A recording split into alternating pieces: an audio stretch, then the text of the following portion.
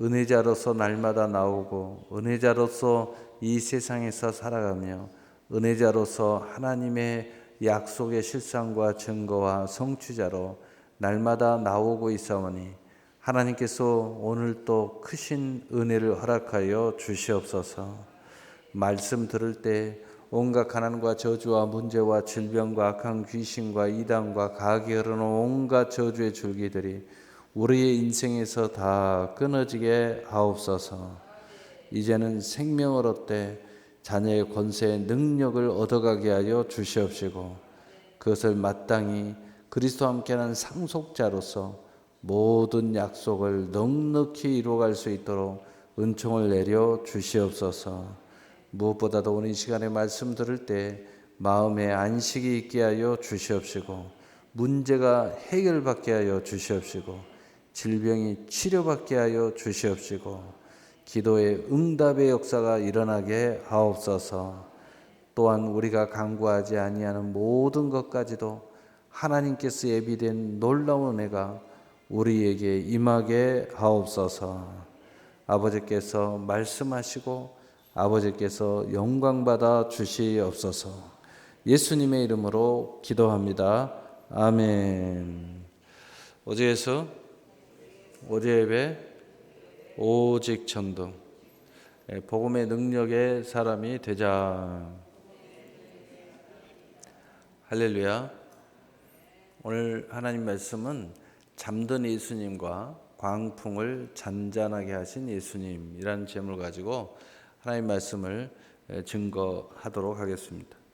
우리 모두가 일생을 살아가다 보면 인생의 광풍을 만날 때가 있습니다.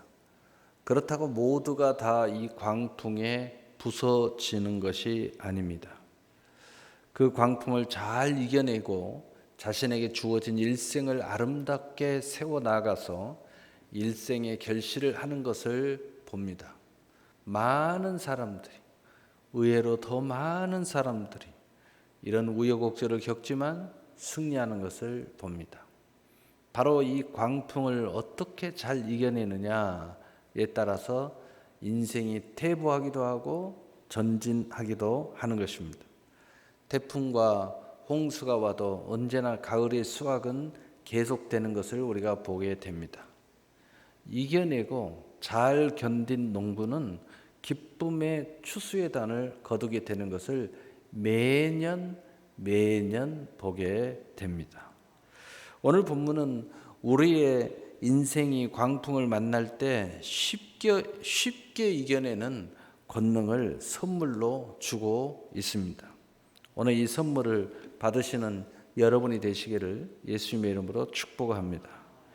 첫째로 본문이 우리에게 제시하는 비유에 대해서 설명하겠습니다. 누가복음 8장 22절에 하루는 제자들과 함께 배에 오르사 그들에게 이르시되 호수 저편으로 건너가자 하시매 이에 떠나. 아멘. 이 예수님과 함께 동행하고 있다는 사실입니다. 언제나 그리스도의 삶은 예수님이 함께 동행하고 있는 것을 믿으시기를 바랍니다. 그러나 내가 진정 동행하고 있느냐 아니냐에 따라서 그것이 많은 차이는 있지만 항상 예수님이 여러분과 동행하는 것을 믿으시기를 바랍니다. 또 광풍이 일어났다 하는 것은 언제나 신앙생활 속에서도 광풍을 만날 수 있다는 거예요. 우리가 교회를 열심히 다니고 기도를 열심히 한다고 해서 이 세상이 전혀 다른 세상과 다른 세상이 내게 펼쳐져 있지는 않습니다. 세상은 똑같습니다. 광풍도 똑같이 만납니다. 그러나 무엇가 다를까요? 바로 내가 신앙생활하는 하나님의 자녀의 권세자로 있고 없고의 차이가 있는 거죠. 우리에게는 신앙의 광풍이 불어올 때가 있습니다. 가정의 광풍도 불어옵니다. 또 우리의 기업의 광풍 등등이 불어옵니다. 어떤 사람 직장을 잃기도 하고 그래서 그것 때문에 그 광풍이 막 가정을 불어닥쳐서 돈 문제 때문에 굉장히 어려움을 겪는 사람도 있습니다. 또 주님께서 잠이 드셨다고 그랬습니다. 이 피곤하여 잠이 드셨다고 성경은 말씀하고 있습니다. 다시 말해서 주님은 우리의 완전한 화목제물이 되시기 위해서 완전한 인간으로 오셨고 또한 하나님의 독생자로 오셨습니다. 그래서 육신의 연약한 마음에 우리의 무력함을 예표하고 있습니다. 왜냐? 사실 하나님은 졸지도 주무시도 않습니다. 그런데 마치 피곤하여 지쳐 쓰러진 그런 모습을 우리에게 보여주는 것은 완전한 인간으로서 우리의 연약함을 또 우리의 나약함을 피곤함을 무력함을 그대로 우리에게 보여주고 있는 것입니다. 여기에는 하나의 영적인 비밀이 들어있죠. 그것은 무엇을 이야기합니까? 바로 우리가 잠자고 있을 때는 예수님이 자고 계시는 것처럼 되어 있고 우리가 예수님을 마치 늘 깨우듯이 늘 깨어 있으면 예수님이 늘 깨어서 갑자기 주무시다가 깨어서 우리와 함께 동행하는 것처럼 느낀다는 것이 여기에 숨어 있는 거예요. 우리가 영적 잠이 든 것을 예표하고 있는 것입니다. 그래서 사실 하나님은 졸지도 않고 주무시도 않기 때문에 바로 예수님을 깨운다라는 말은 틀린 이야기죠. 사실은 여기에서 우리에게 말해주고 있는 것은 내가 깨어난다 이것을 이야기하고 있는 거예요. 내가 깨어나야 마치 우리가 육신의 예수님이 깨어나는 것처럼 바로 하나님의 그 권능과 은혜가 마치 내게 깨어서 다시 오는 것처럼 우리에게 펼쳐지는 것을 말하고 있는 거죠. 배와 호수는 배는 구원의 방주를 이야기하고 있고 호수는 세상의 두려움, 그 다음에 유혹, 세상의 풍속 등을 이야기하고 있는 것입니다. 광풍은 인류 역사 속에 일어나는 많은 일들을 이야기합니다. 우리 개인의 잘못과 아무 상관이 없습니다. 또 우리가 무슨 뭘 잘못해서 또는 어떻게 해서 일어나는 게 아니라 전체적인 큰 흐름을 이야기하는 거죠. 우리에게 불가항력적으로 일어나는 많은 일들이 있습니다. 그래서 우리의 죄 때문에 당하는 많은 환난도 있지만 그러나 우리의 죄와 아무 상관없이 우리에게 불가항력적으로 다가오는 그러한 광풍이 있어요.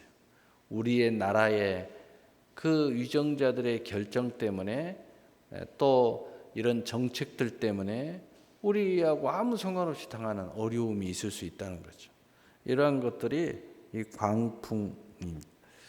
그렇다면 두 번째로 광풍을 만난 사람들이 있습니다. 오늘 누가복음 8장 23절에 행선할 때에 예수께서 잠이 드셨더니 마침 광풍이 호수로 내리치매 배에 물이 가득하게 되어 유태한지라. 아멘. 광풍이 호수로 내려쳤습니다. 다시 말해서 배에 문제가 있어서가 아닙니다. 배는 아무 문제 없어요. 그런데 광풍이 불어닥친 거예요. 여러분, 마귀는 늘 이야기합니다. 교회가 잘못됐나, 뭐가 잘못됐나. 여러분, 아무 잘못이 없어도요, 광풍이 몰아쳐요. 여러분이 아무 잘못이 없어도 광풍 몰아칠 수 있어요. 그걸 알아야 돼요. 예수님께서 그 배에 없었습니까? 예수님 계셨습니다. 그런데도 광풍이 몰아쳤습니다. 여러분, 우리가 예수님 잘 영접하고 잘 모시고 늘 근신하여 깨어 있어도 광풍은 몰아치는 거예요. 가는 방향이 잘못됐습니까? 전혀 잘못되지 않았습니다. 예수님이 가자고 한 대로 같이 갔습니다. 예수님과 함께 똑같이 동행했습니다. 그분의 뜻을 쫓았습니다. 그러나 광풍은 불어닥쳤습니다. 누구나 다 세상에 존재하는 동안은 세상의 일들로 인해 만날 수 있는 광풍입니다. 그래서 여러분이 어떤 어려움을 만나든 또 어떤 폐해가 있든 이 이상한 눈으로 쳐다보지도 마시고 나도 그럴 수 있다. 우리 모두 그럴 수 있는 거다. 그러니 이것을 어떻게 잘 대처하고 승리할 것을 생각해야지 판단하고 정죄하면 안 돼요. 또 어떤 사람은 자기를 자학하고 또 자기의 어떤 문제 때문에 라고 여기면서 하나님이 나를 버렸다 이렇게 이야기하는, 이렇게 생각하는 사람들이 있어요. 결코 그렇지 않습니다. 예수님이 배 안에 계셔도 광풍은 일어났습니다. 여러분 그걸 꼭 알고 계셔야 됩니다. 그래서 배에 물이 가득하게 되어 유태한지라, 심지어는 배에 물이 가득 찼어요. 아무리 튼튼한 배라도 유태하게 될 수 있음을 말하고 있는 것입니다. 광풍은 불가항력적인 거기 때문에. 예수님이 거기 없었어요? 계셨습니다. 또 제자들이 없었습니까? 사도들도 거기 있었습니다. 그런데도 배에 유태하게 됐어요. 배가 잘못하면 파손하게 생긴 거예요. 배에 물이 가득하게 될 수 있다는 것입니다. 세상의 문제들이 구원의 방주의 문제가 될 수 있다는 것입니다. 구원의 방주가 아무 문제가 없어도 문제가 될 수 있어요. 세상 문제 때문에 아주 어려움을 겪을 수 있어요. 우리 가정에 아무 문제가 없는데 이 세상의 이 난리, 이런 혼란 때문에 내 가정이 어려움을 겪을 수 있는 거예요. 교회도 어려움을 겪을 수 있어요. 우리에게 아무 문제가 없어도 이런 상황이 벌어질 수 있다는 것입니다. 세상의 문제들로 신앙의, 기업의, 가정의, 개인에게 문제가 될 수 있다는 것을 우리에게 가르쳐 주고 있습니다. 그렇다면 도대체 무엇이 문제이길래 하나님은 이런 예를 우리에게 보여주고 있고 이런 사건을 통해서 우리에게 오늘 메시지를 우리에게 보여주고 있는가? 바로 그것은 광풍에 대하여 우리가 어떻게 대처하느냐가 문제라는 것을 우리에게 말해주고 있는 거예요. 여기서 예수님을 모시고 있는 사람은 이 광풍을 넉넉히 감당할 수 있을 것을 말씀하고 있는 거예요. 예수님을 깨우듯이 내 자신을 깨운 사람, 어떻게 대처하느냐에 따라서 인생의 이 퇴보냐 전진냐가 여기서 결판 난다는 것을 우리에게 크게 깨닫고 보여주고 있는 거예요. 다 어려움을 겪을 수 있어요. 다 만날 수 있어요. 그 사람이 문제여서가 아니에요. 내가 무슨 잘못 태어나서도 아니에요. 그러나 그 문제 앞에 우리가 어떻게 이 문제를 대처하느냐에 따라서 인생은 달라진다는 거예요. 그래서 우리에게 말해주고 있어요. 그래서 인생은 다 광풍을 만나는 인생이에요. 그래서 전도서 2장 23절에 일평생 근심하며 수고하는 것이 슬픔뿐이라 그의 마음이 밤에도 쉬지 못하나니 이것도 헛되도다. 우리 인생 자체가 이런 모습을 가지고 있는 거고 이런 세상에 우리는 놓여 있다는 사실입니다. 세 번째로 주님을 깨우는 사람들, 이 제자들의 모습입니다.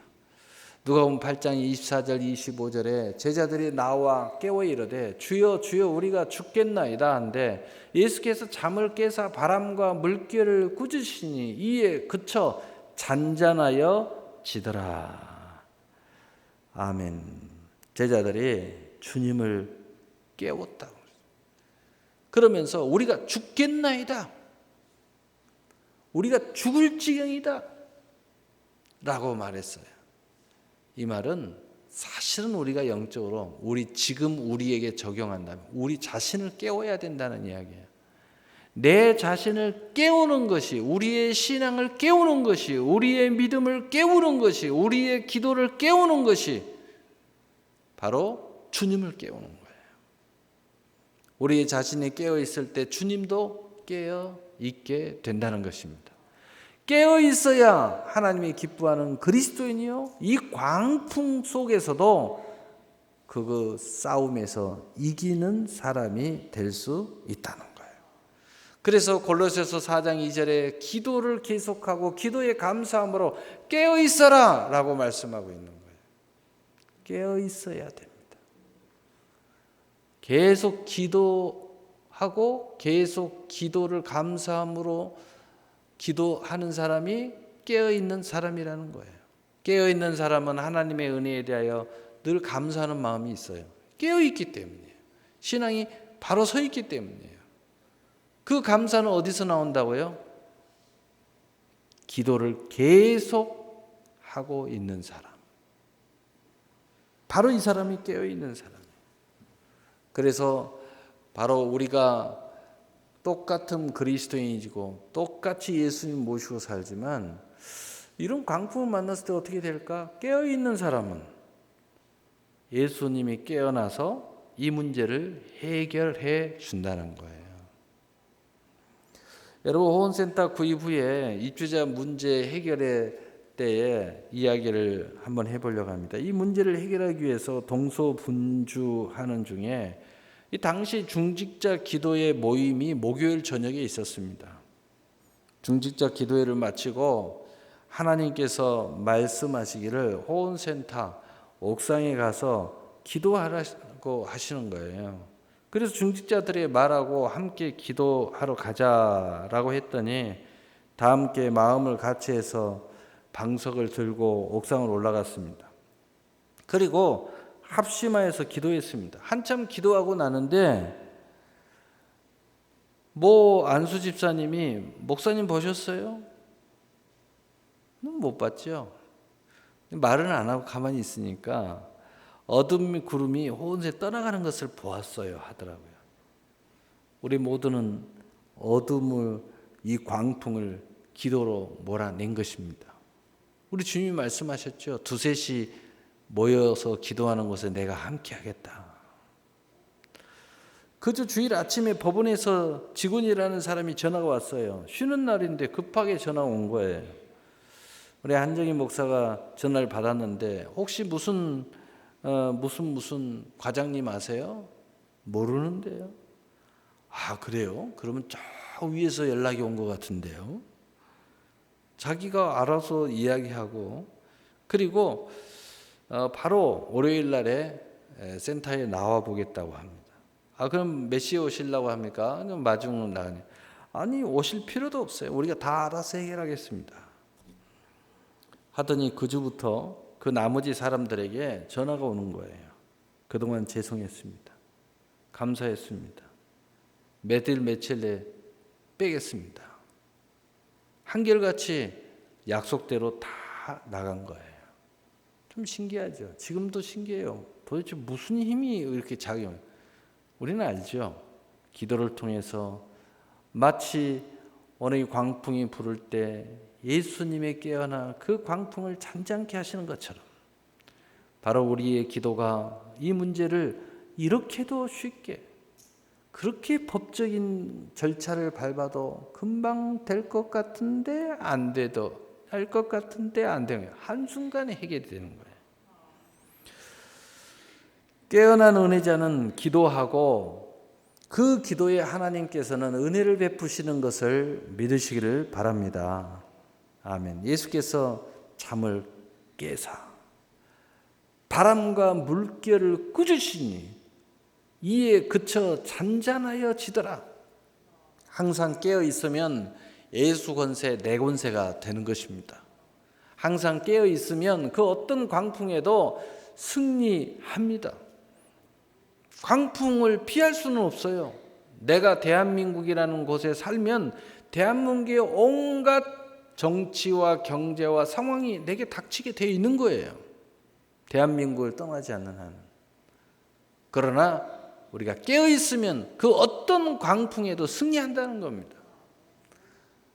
결론은 약속의 성취의 주인공이 된다는 거예요. 그래서 시편 1편 3편에 보면 그는 시냇가에 심은 나무가 철을 따라 열매를 맺으며 그 잎사귀가 마르지 않냐면 같으니 그가 하는 모든 일이 다 형통하리로다. 우리가 늘 근신하여 깨어 바로 우리의 인생의 신앙이 주님께 잘 뿌리를 내려서 주님은 참 포도나무 우리가 가지면 많은 상황을 우리가 세상에 살아가는 동안 광풍을 만나지만 우리는 충분히 이 싸움을 이길 수 있다는 거예요. 언제나 우리는 그리스도인의 은혜자인 것을 믿으시기를 바랍니다. 그러나 깨어있는 은혜자냐 잠자는 은혜자냐의 차이는 광풍 앞에서 완전히 차이가 나버린다는 거예요. 허둥지둥 할 거냐 깨어서 주님과 함께 맞서서 간단하게 이 문제를 해결해 버릴 거냐. 이건 차이가 난다는 거예요. 깨어있어 광풍을 잠잠케 하시는 예수님의 영광의 주인공이 되시기를 바랍니다. 그래서 예수님께서는 이런 표현을 이렇게 하셨어요. 요한복음 15장 7절에 너희가 내 안에 거하고 내 말이 너희 안에 거하면 무엇이든지 원하는 대로 구하라. 그리하면 이루리라. 아멘. 오늘 말씀 결론 내리겠습니다. 우리가 세상에 살아가는 동안 많은 세상의 광풍이 여러 가지 이유들로 인하여 찾아옵니다. 배를 타고 예수님과 동행하고 바른 길을 가도 구원의 방주에 배 안에 제대로 타고 있어도 광풍을 만날 수 있습니다.